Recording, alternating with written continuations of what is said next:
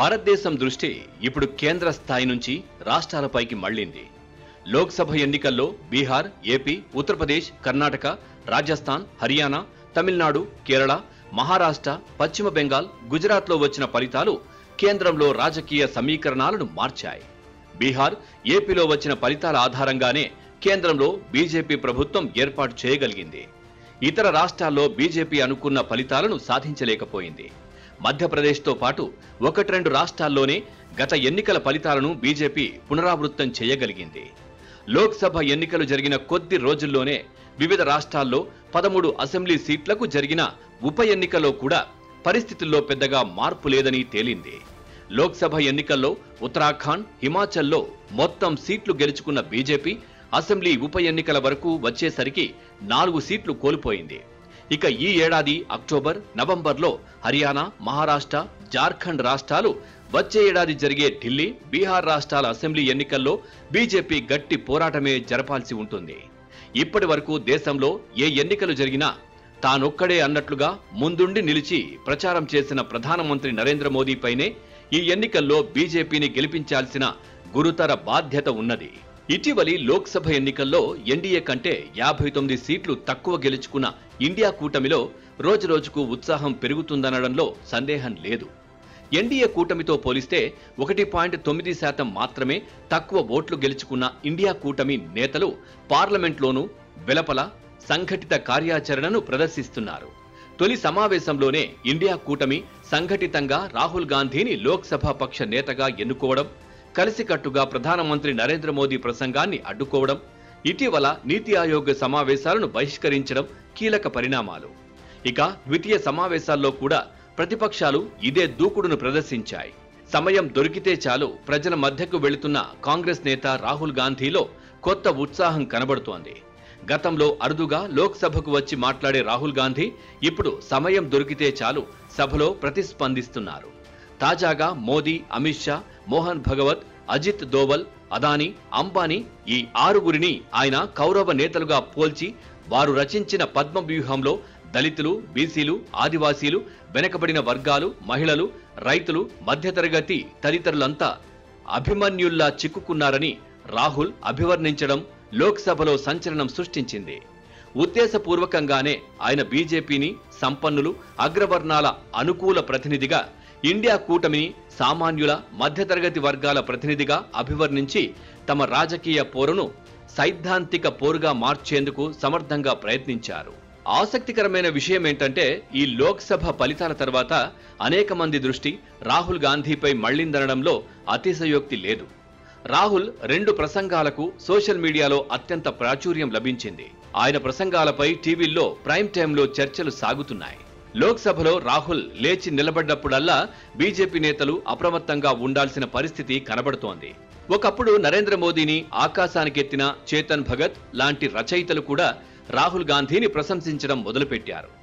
రాహుల్ వ్యక్తిత్వంలో, హావభావాల్లో, ప్రసంగాల్లో పరిపూర్ణ పరివర్తన కనపడుతోందని, ప్రజలు ఆయన చెప్పేది వింటున్నారని, బీజేపీ స్వయంకృతాపరాధాల వల్లే రాహుల్కు ప్రజాదరణ పెరుగుతోందని చేతన్ భగత్ విశ్లేషించారు.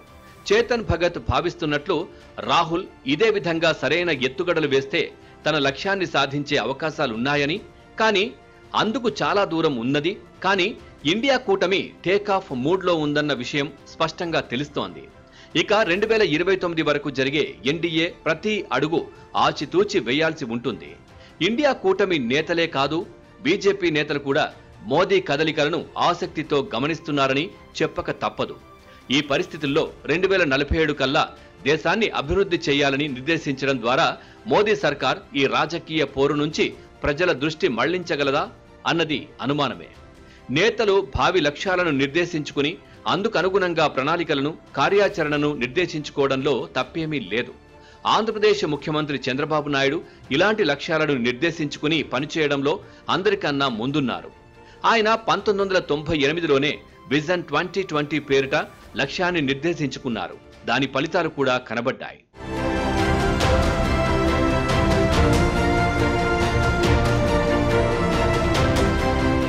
ఇప్పటి వరకు నరేంద్ర మోదీ ప్రసంగాలు, ప్రకటనలు, హావభావాలు ఎంతో చర్చనీయాంశాలయ్యాయి. అయితే దేశంలో మారుతున్న పరిస్థితుల్లో వికసిత్ భారత్ 2047 లక్ష్య నిర్దేశాన్ని ప్రజలు ఎంత సీరియస్ గా తీసుకుంటున్నారన్నది చర్చనీయాంశం. 2023 ఆగస్టు 15న ఎర్రకోటపై మోదీ ప్రసంగించే నాటికి దేశంలో సంకీర్ణ ప్రభుత్వం ఏర్పడుతుందని ఎవరూ ఊహించలేదు. ఆయన తన స్వంత మనుగడ కోసం ప్రయత్నిస్తూనే తాను ఏర్పరచుకున్న లక్ష్యాలకు అనుగుణంగా పనిచేయాల్సి ఉంటుంది. ఇందుకోసం దీర్ఘకాలిక లక్ష్యాలతో పాటు స్వల్పకాలిక లక్ష్యాలను కూడా విధించుకోవాల్సి ఉంటుంది. కానీ స్వల్పకాలిక లక్ష్యాలే నెరవేర్చలేనప్పుడు దీర్ఘకాలిక లక్ష్యాలను సాధించగలమా అన్నది ప్రశ్న. ఉదాహరణకు 2022 కల్లా అందరికీ ఇళ్లు నిర్మిస్తామని 2015లో ప్రధానమంత్రి నరేంద్ర మోదీ ప్రకటించారు. కానీ ఇప్పటికీ ప్రభుత్వం ఈ లక్ష్యానికి చేరువలో కూడా రాలేకపోయింది. ఆంధ్రప్రదేశ్తో పాటు బీహార్, ఈశాన్య రాష్ట్రాలు ఇళ్ల నిర్మాణంలో 50% లక్ష్యాన్ని కూడా సాధించలేకపోయాయి. ఐక్యరాజ్య సమితి దశాబ్దన్నర క్రితం నిర్ణయించిన సుస్థిర అభివృద్ధి లక్ష్యాల విషయంలో కూడా భారతదేశం 167 దేశాల్లో 109వ శ్రేణిలో ఉందని ఆర్థిక శాఖ సహాయ మంత్రి పంకజ్ చౌదరి 2 రోజుల క్రితం పార్లమెంటు ప్రశ్నోత్తరాల సమయంలో వెల్లడించారు. అందువల్ల ఏ లక్ష్యాన్ని విధించుకున్నా అది ప్రసంగాల వల్ల సాధ్యం కాదు. ముఖ్యమంత్రుల సమావేశం కోసం నీతి ఆయోగ్ ప్రకటించిన ఆధారపత్రం కేంద్రం, రాష్ట్రాలు సమిష్టిగా పనిచేస్తే కానీ వికసిత్ భారత్ లక్ష్యం పూర్తి కాదని స్పష్టం చేసింది. ప్రధానంగా మూలధన పెట్టుబడులు రాష్ట్రంలోనే పెరగాలని ఈ పత్రం తెలిపింది. 2047 కల్లా $30 ట్రిలియన్ ఆర్థిక వ్యవస్థ ఏర్పడాలంటే ఇప్పుడున్న $3.36 ట్రిలియన్ కంటే 9 రెట్లు జీడీపీ పెరగాలని, ఇప్పుడున్న $2,392 తలసరి వార్షికాదాయం 8 రెట్లు పెరగాలని ఈ పత్రం ప్రకటించింది. అభివృద్ధి చెందిన దేశాల తలసరి ఆదాయానికి మన దేశ తలసరి ఆదాయానికి హస్తిమ శఖాంతరం ఉంది. మహారాష్ట్ర, కర్ణాటక, గుజరాత్, తమిళనాడు, మధ్యప్రదేశ్, కేరళ, ఆంధ్రప్రదేశ్, తెలంగాణ ఈ 8 రాష్ట్రాలే భవిష్యత్తులో ఎంతో కొంత లక్ష్యాన్ని సాధించగలవే కానీ మిగతా రాష్ట్రాలు సమీప దూరంలో కూడా లేవని ఆర్థిక నిపుణులు చెబుతున్నారు. పేదరికాన్ని తగ్గించడం కాదు, అసలు పేదరికమే లేకుండా చేయాలని ప్రధానమంత్రి నరేంద్ర మోదీ నీతి ఆయోగ్ సమావేశంలో ప్రకటించడం వినసొంపుగానే ఉంది. ఈ లక్ష్యం సాధించాలంటే అసమానతలు, నిరుద్యోగ సమస్యను పరిష్కరించేందుకు అతి వేగంగా చర్యలు తీసుకోవాలని రిజర్వ్ బ్యాంక్ మాజీ గవర్నర్ దువ్వూరి సుబ్బారావు చెప్పారు. భారత్లో 15 నుంచి 24 ఏళ్ల మధ్య వయస్సులో ఉన్న ప్రతి 5గురిలో ఒకరు నిరుద్యోగి అని అంతర్జాతీయ కార్మిక సంస్థ ప్రకటించింది. అందువల్ల అభివృద్ధి వేగాన్ని పెంచడమే కాదు, ఈ అభివృద్ధి ఫలాలు అందరికీ చేరేలా ఉండాలని, అధిక సంఖ్యలో ఉపాధి కల్పన జరగాలని 14వ ఫైనాన్స్ కమిషన్ సభ్యుడు గోవిందరావు అభిప్రాయపడ్డారు. దేశంలో 44% మంది వ్యవసాయంపై, 42% మంది చిన్న చితక సంస్థలపై ఆధారపడి జీవిస్తున్నారు. ఉపాధి అవకాశాలు కల్పించడంతో పాటు నిరుద్యోగులకు అవసరమైన నైపుణ్యాలు కల్పించడం కూడా ఒక సవాలే. ఆర్థిక లోటు, జీడీపీలో రుణ శాతం తగ్గించడం అతిపెద్ద సవాల్. మొత్తం కేంద్ర ప్రభుత్వం అప్పు 185.27 లక్షల కోట్లు దాటగా అది జీడీపీలో దాదాపు 57% చేరుకున్నదని తాజా బడ్జెట్ పత్రాలు సూచిస్తున్నాయి.